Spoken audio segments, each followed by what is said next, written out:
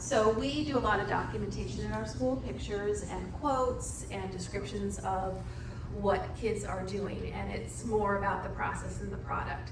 And one of the things that I think my pre-K teachers do very well is that they also name the standards that are being hit during this process, and it's right there to see. So it's like they're not just doing an art project to have fun, but all of the different standards that connect with the Connecticut ELT, or it could be the Common Core, to make that visible. So part of the purpose of the purpose for documentation is to make learning visible, and there's a lot of great books and research about that.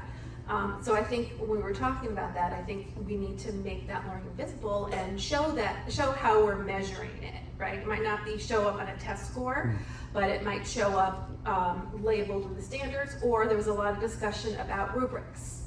So using rubrics, in your rubric, you can have all the different standards that are being showcased with a project or activity, and students can be graded on that so that you can, so that can be measured. I think that that's one thing that if we get better at, and using that language, I think that will help a lot. And it also made me think of, Michelle, I think you brought it up, about a book called Street Data. Can I pivot? Yeah. Okay. So we were in a meeting with Betty, and I know that you, there's a book out there, Street Data. I bought it, I haven't read it yet. But it's a great book that talks about other ways to measure data. So Michelle's the expert. I'm not sure if other people have heard of or read the book. It's a way to collect stories. So I'm a math instructional coach. So by nature you think numbers, numbers, numbers. That's what I'm all about. I'm actually more about stories. You know, in education, I'm a part of the MTSS team, all this and that. Students are brought up because they need intervention, whether it's academic or behavioral. As a math instructional coach, I see a lot of students who have very low math identity. They don't see themselves as mathematicians. And so I decided to do some interviews with some students, grades 3 through 4, primarily Black and Hispanic students and or students with IEPs. And I wanted to kind of get their idea of like seeing themselves as mathematicians. I felt I got a lot of great information, so I brought that to the MTSS team and said we really need to start asking students questions about their experiences in school, whether it's academic or whether it's behavior, because there's something underneath there, there's a story.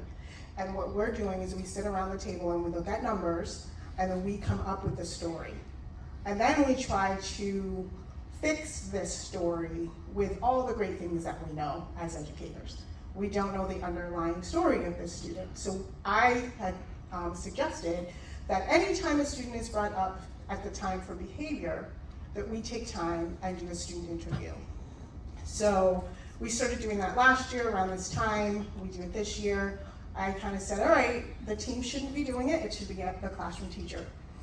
That's who needs to get that information first, right?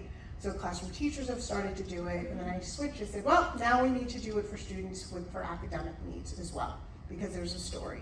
It's really starting to change some of the perspectives and perceptions of the teachers, because they're starting to understand that they've made assumptions, and that sometimes that there's some students who are sitting there who really have these great rich stories that either can be or are assets and can be brought into the classroom and help build what they're doing in the classroom, or how do I now take where the student feels a certain way, whether they don't see themselves as a mathematician, and how do I bridge that for them as an educator? So I fell in love with that book, and I literally tell people in my school, this is what we're going to do. So that's kind of, that's what we're doing. I think it's a great opportunity. It's really changed a lot of the conversation that people are having with their students. Is that what you wanted me to talk about? Yes.